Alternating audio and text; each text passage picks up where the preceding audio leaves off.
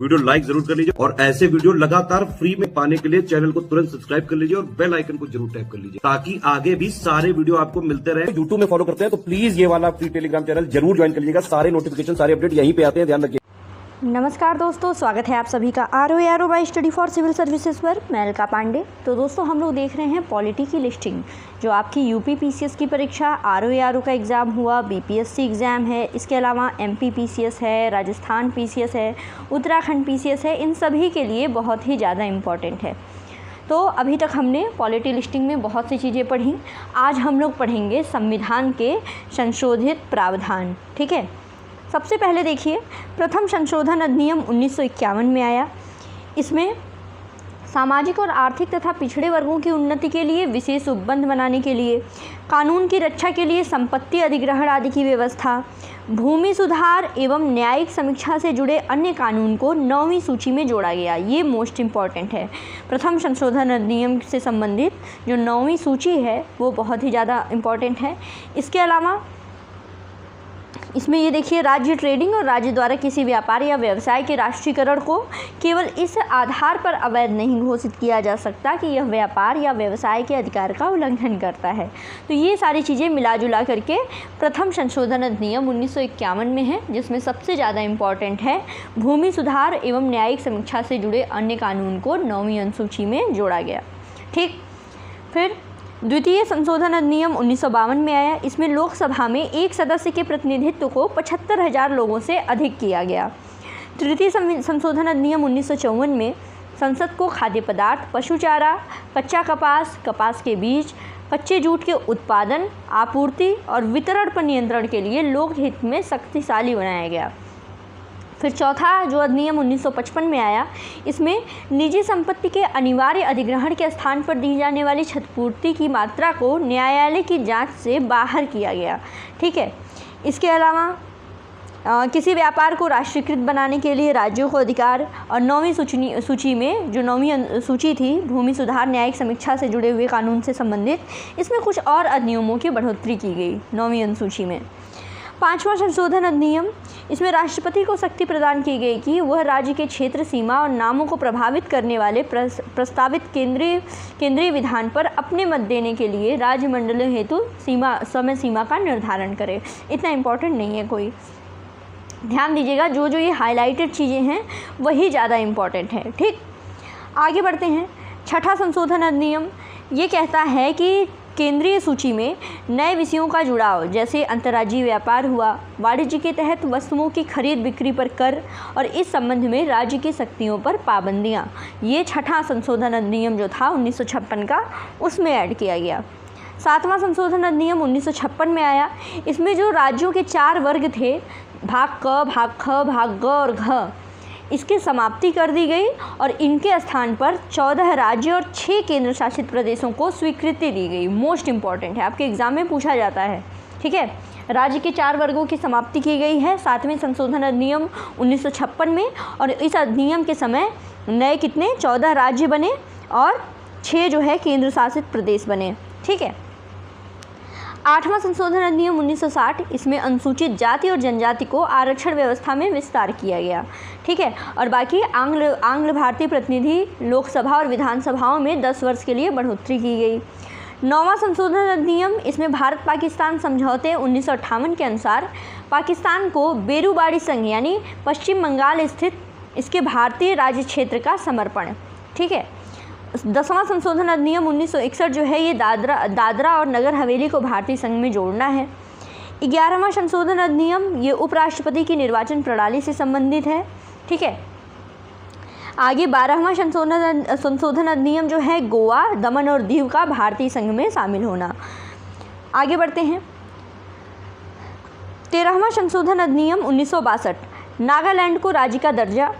14वां संशोधन अधिनियम 1962, पुदुचेरी भारतीय संघ में शामिल, और हिमाचल प्रदेश, मणिपुर, त्रिपुरा, गोवा, दमन दीव और पुदुचेरी के लिए विधानमंडल और मंत्रिपरिषद की व्यवस्था। 15वां संशोधन अधिनियम देखिए, इसमें क्या है कि उच्च न्यायालय के न्यायाधीशों की सेवानिवृत्ति की जो उम्र है इसको 60 से बढ़ा करके 62 वर्ष कर दिया गया। और उच्च न्यायालय के सेवानिवृत्त न्यायाधीश की उसी उच्च न्यायालय में कार्यकारी न्यायाधीश के रूप में नियुक्ति की व्यवस्था भी की गई। साथ ही साथ अगला इम्पॉर्टेंट है कि उच्च न्यायालय के सेवानिवृत्त न्यायाधीशों को की उच्चतम न्यायालय में अस्थायी न्यायाधीश के रूप में नियुक्ति की व्यवस्था। ये सारी चीज़ें जो हैं वो 15वां संशोधन अधिनियम 1963 में है।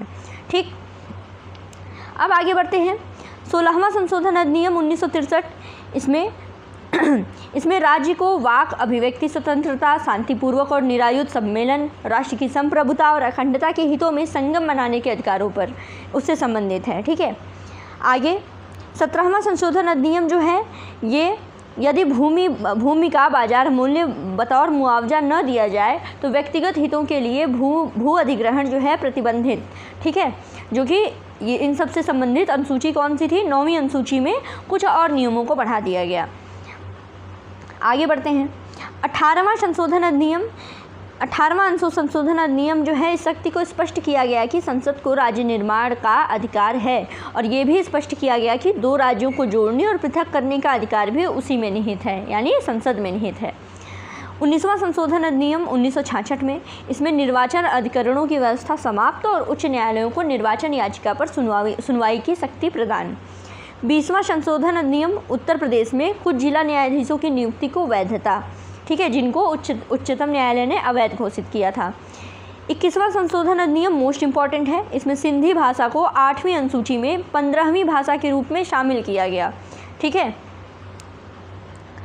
उसके बाद है 22वां संशोधन अधिनियम। इसमें असम में से एक अलग स्वायत्त राज्य मेघालय का निर्माण होता है। ठीक है, 23वें में अनुसूचित जाति और जनजाति एवं आंग्ल भाषी प्रतिनिधित्व को लोकसभा और विधानसभा में इनके प्रतिनिधित्व की और अतिरिक्त 10 वर्ष के लिए बढ़ोतरी 1980 तक। 24वां संशोधन अधिनियम 1971 में आया। इसमें राष्ट्रपति द्वारा संवैधानिक संशोधन विधेयक को मंजूरी दी जाना जरूरी है। ठीक है, मोस्ट इम्पॉर्टेंट। 25वां संशोधन अधिनियम, इसमें संपत्ति के मूल अधिकार में कटौती। ठीक है, आगे 26वां संशोधन अधिनियम, प्रीवी पर्स और प्रांतीय राज्यों के पूर्व शासकों के विशेषाधिकारों की समाप्ति कर दी गई। ठीक है, 27वें में कुछ केंद्र शासित प्रशासकों को अध्यादेश जारी करने के प्रति शक्तिशाली बनाया गया। नए केंद्र शासित प्रदेशों अरुणाचल और मिजोरम के लिए कुछ विशेष उपबंध किए गए।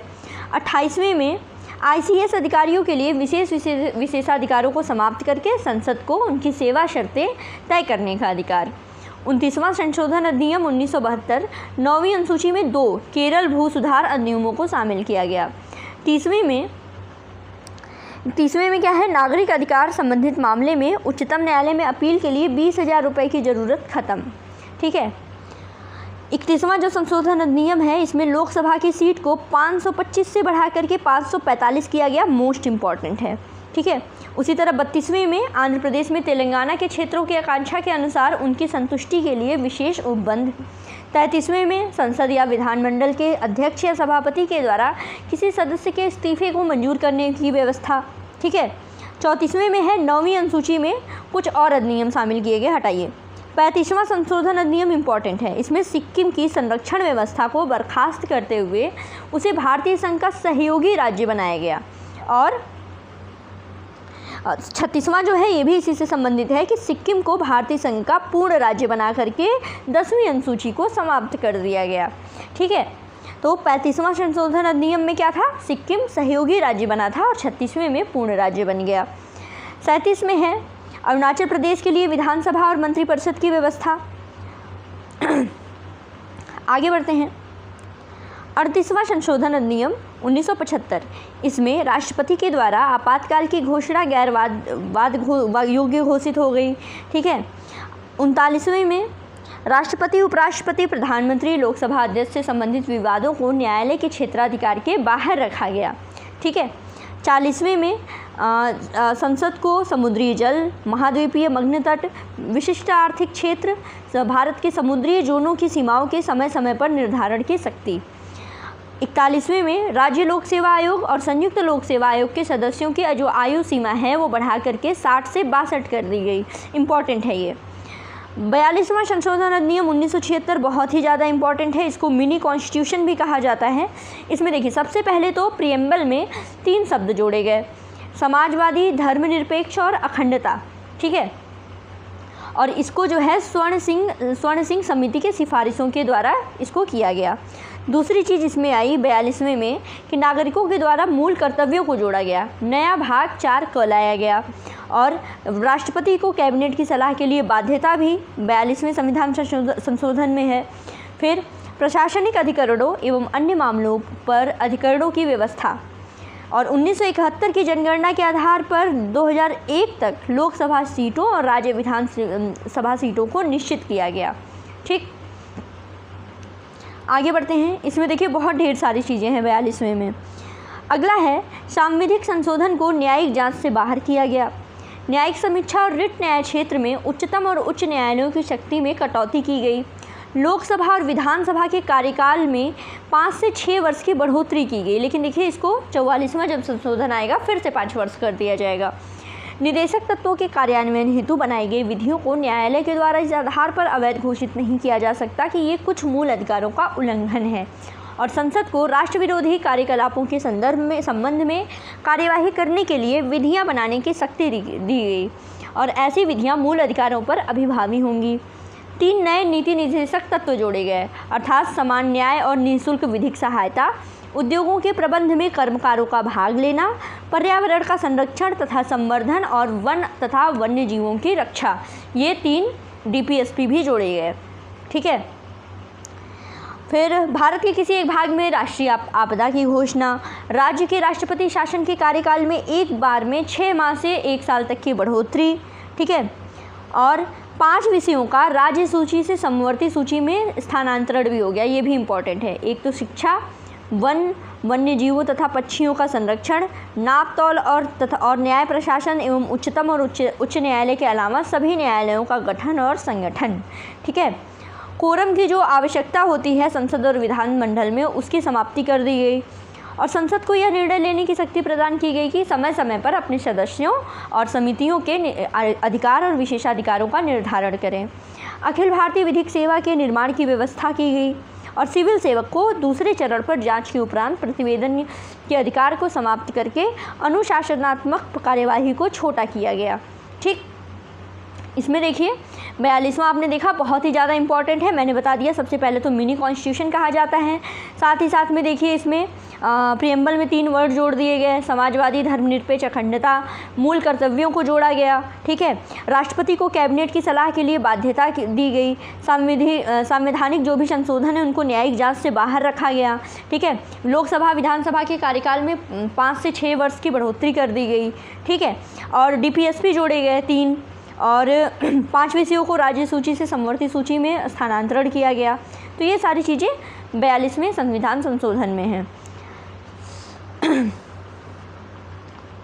43वां देखिए इतना इम्पॉर्टेंट नहीं है। 43वां जो है वो जनता सरकार के द्वारा 42वें संशोधन के मामलों को रद्द करने के संदर्भ में आया।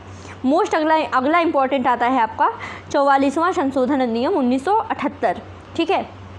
इसमें ये जनता सरकार के द्वारा प्रभावी हुआ था। सबसे पहले तो लोकसभा और राज्य विधानमंडल में कार्यकाल को पहले की तरह 5 वर्ष कर दिया गया, ठीक है। फिर कोरम जो कैंसिल किया गया था 44वें में, उसको फिर से पहले की ही भांति रखा गया, ठीक है। और संसद एवं राज्य विधानमंडल की कार्यवाही की रिपोर्ट के समाचार पत्र में प्रकाशन के लिए संवैधानिक संरक्षण प्रदान किया गया। कैबिनेट की सलाह को पुनर्विचार के लिए एक बार भेजने की राष्ट्रपति की शक्ति लेकिन यह पुनर्विचार के लिए बाध्यकारी होगी। अध्यादेश जारी करने में राष्ट्रपति, राज्यपाल और प्रशासक की संतुष्टि के उपबंध को भी समाप्त कर दिया गया, ठीक है। और राष्ट्रीय आपात के संदर्भ में जो आंतरिक अशांति शब्द के स्थान पर सशस्त्र विद्रोह शब्द रखा गया, ठीक है। राष्ट्रीय आपात और राष्ट्रपति शासन के मुद्दे पर सुरक्षा की दृष्टि से कुछ और व्यवस्थाएं बनाई। मूल अधिकारों की सूची से संपत्ति का अधिकार जो है इसको समाप्त कर दिया गया और इसको केवल विधिक अधिकार बनाया गया, ठीक है। अनुच्छेद 20 और 21 के द्वारा प्रदत्त मूल अधिकारों को राष्ट्रीय आपातकाल में निलंबित नहीं किया जा सकता, ये भी बताया गया है। और इसके अलावा उस उपबंध को हटाया गया जिसने न्यायालय के राष्ट्रपति, उपराष्ट्रपति, प्रधानमंत्री, लोकसभा अध्यक्ष के निर्वाचन संबंधी विवाद मामलों पर निर्णय देने की शक्तियाँ छीन ली थी, ठीक है। तो बेसिकली 44वें संविधान संशोधन अधिनियम में जो जो चीज़ें जनता सरकार को गलत लगी थी उसी को फिर से उसको सही किया गया 44वें संविधान संशोधन अधिनियम में। ठीक है, जो हाईलाइटेड है ज़्यादा इम्पॉर्टेंट है। ठीक है, लोकसभा राज्य विधानमंडल पहले की ही तरह, कोरम भी पहले की तरह होगा। ठीक है, इसके अलावा इम्पॉर्टेंट ये है कि आपके राष्ट्रीय आपात के संदर्भ में जो आंतरिक अशांति शब्द था उसकी जगह सशस्त्र विद्रोह शब्द रखा गया। ठीक है, और जो संपत्ति का अधिकार था उसको, ये संपत्ति का जो अधिकार मूल अधिकार में आता था उसको समाप्त करके संपत्ति के अधिकार को विधिक अधिकार बताया गया। और अनुच्छेद 20 और 21 जो है ये मूल अधिकार जो है राष्ट्रीय आपातकाल में भी इनको निलंबित नहीं किया जा सकता है, ये बताया गया है आपके 44वें संविधान संशोधन अधिनियम में। ठीक है, तो ये दोनों बहुत ही ज़्यादा इम्पॉर्टेंट थे। 45वां देख लीजिए, 50 तक आज हम लोग देखेंगे।